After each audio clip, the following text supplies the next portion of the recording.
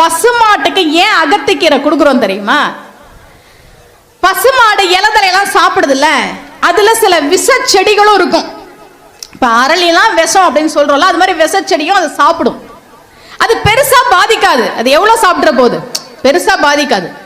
அது கொடுக்கிற பால்ல அந்த விஷம் வராது. ஆனா விஷ இலைய சாப்பிட்டுச்சுல்ல, அந்த விஷம் கொஞ்சம் கொஞ்சமா அது உடம்புல சேரும்.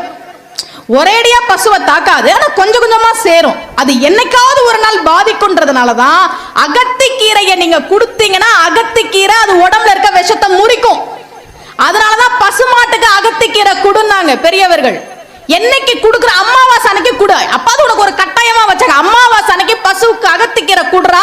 ஏன்னா அது விஷத்தை உடம்புல வச்சுட்டு உனக்கும் உன் பிள்ளைக்கும் பால் கொடுக்குது. அந்த மாடு நல்லா இருந்தாதான் நீயும் உன் பிள்ளைங்களும் நல்லா இருப்பன்றதுதான் பசுமாட்டுக்கு அகத்திக்கீரை கொடுங்கன்னு வச்சாங்க.